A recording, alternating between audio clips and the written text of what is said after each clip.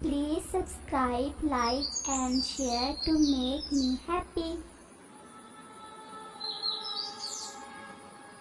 एक पेड़ पर एक मीनू चिड़िया रहा करती थी और इसी दरख्त के सामने ही एक और दरख्त पर एक कौवे का घोंसला भी था। कौवा बहुत ही कामचोर था और सुस्त भी था। पूरा दिन सोता रहता था और जब भूख लगती तो यहाँ वहाँ किसी से मांग कर खा लेता था। वहीं दूसरी तरफ वो चिड़िया बहुत ही मेहनती थी।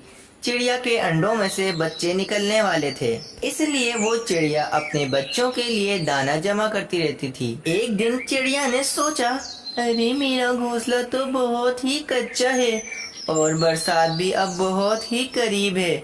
अगर बरसात से पहले मैंने अपना घोंसला पक्का नहीं किया तो मेरे अंडे खराब हो जाएंगे। चिड़िया बहुत ही मेहनत करती और आखिर 1 महीने के बाद उस चिड़िया ने अपना एक पक्का घर तैयार कर लिया था और अब इस चिड़िया को बरसात की कोई चिंता न थी। अब मैंने अपना पक्का घर तैयार कर लिया है, अब मेरे बच्चे बारिश में नहीं भीगेंगे। वहीं दूसरी तरफ इस कामचोर कौवे को कोई फिक्र न थी। वो बस अपने घोंसले में पूरा दिन आराम करता रहता था। एक दिन मीनू चिड़िया उस कौवे के पास आई और कहने लगी, कौवे भैया, अब ऐसी भी क्या सुस्ती, हर वक्त आराम करते रहते हो, कुछ तो काम किया करो। बरसात का वक्त करीब है, मैंने तो अपना घर पक्का कर लिया है, तुम भी अपना घर पक्का कर लो बरसात से पहले, वरना कहाँ रहोगे तुम। अरे चिड़िया बहन, तुमने अपना घर पक्का कर लिया तो तुम मुझे सिखा रही हो। तुम मुझे मेरा काम मत बताओ, जब बारिश होगी तो मैं देख लूंगा। तुम यहाँ से जाओ, मेरा सुकून मत खराब करो। कौवे की ये बात सुनकर वो चिड़िया उदास होकर अपने घर वापस आ जाती है। मैंने तो कौवे भैया की अच्छाई के लिए बोला था, कौवे भैया तो मुझ पर ही गुस्सा हो गए। दिन बीतते गए, चिड़िया के घर 4 खूबसूरत से बच्चे हुए। चिड़िया बहुत ही खुश थी। अब बस बारिश होने ही वाली है, मेरे बच्चे भी हो गए, अब मुझे कोई चिंता नहीं है। एक दिन बहुत तेज हवा चलने लगी और फिर अचानक खूब तेज बारिश होना शुरू हो गई। चिड़िया की मेहनत रंग लाई। चिड़िया के घर में एक जर्रा भर भी पानी न आया, जबकि दूसरी तरफ कौवे का घोंसला तो पूरा पानी से ही भर गया था। कौवा भी बारिश में भीग गया और कांपने लगा। घोंसला तो पूरा पानी से भर गया है, अब मैं क्या करूं? मुझे तो बहुत सर्दी भी लग रही है, अब मैं कहाँ जाऊं? एक काम करता हूँ, चिड़िया बहन का घर पक्का है, मैं कुछ दिन वहाँ चला जाता हूँ। कौवा चिड़िया के घर की तरफ चला जाता है और चिड़िया का दरवाजा बजाने लगता है।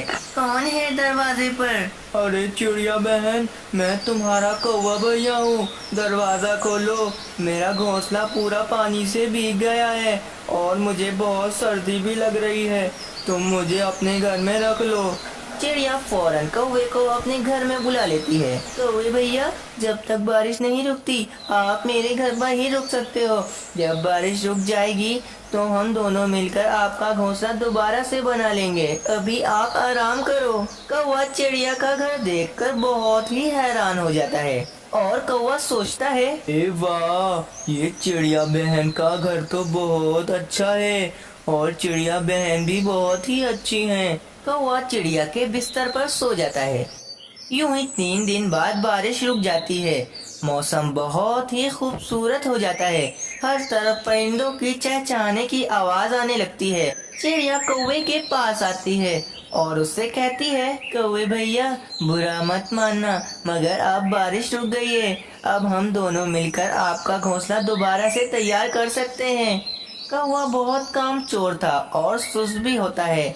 चिड़िया की ये बात सुनकर कौवा बहुत परेशान हो जाता है। इतनी जल्दी बारिश रुक गई, चिड़िया के घर में कितना मजा आ रहा है, कितना सुकून है इसके घर में, मगर ये चिड़िया तो मुझे अपना घोंसला बनाने का कह रही है। कौवा बहाना बनाते हुए कहता है, और चिड़िया बहन, बारिश की वजह से मुझे बुखार हो गया है, मेरे सर में बहुत ही दर्द हो रहा है, मैं आज घोंसला नहीं बना सकता, मुझे माफ करना कौवे भैया, मुझे पता नहीं था कि आप बीमार हो, जब आप ठीक हो जाओगे तो हम आपका घोंसला दोबारा से बना लेंगे।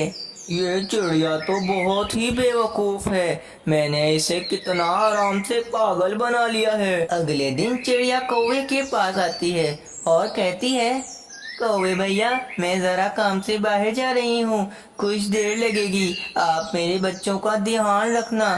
तुम बिल्कुल चिंता मत करो चिड़िया बहन, मैं तुम्हारे बच्चों का अच्छे से ध्यान रखूंगा।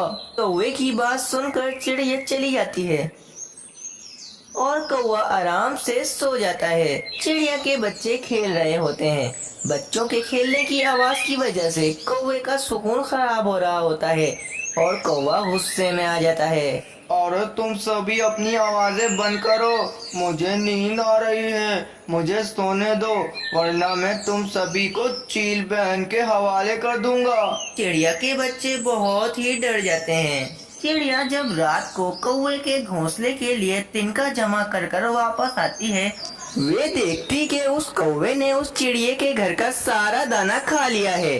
चिड़िया कौवे को कुछ न कहती और भूखी ही सो जाती। अगले दिन चिड़िया कौवे का घोंसला तैयार कर देती है और कौवे के पास आती है। कौवे भैया, जरा मेरे साथ आओ, मुझे कुछ दिखाना है तुम्हें। चिड़िया इस कौवे को इसके घोंसले के पास लेकर आती है। कौवे भैया, मैंने आपका नया घोंसला तैयार कर दिया है, अब आप अपने इस घोंसले में आराम से रह सकते हो।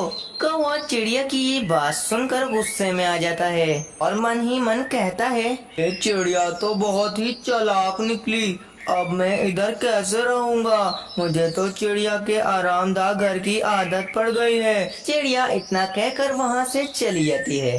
कौवे को अपने घोंसले में बिल्कुल भी आराम नहीं आ रहा था।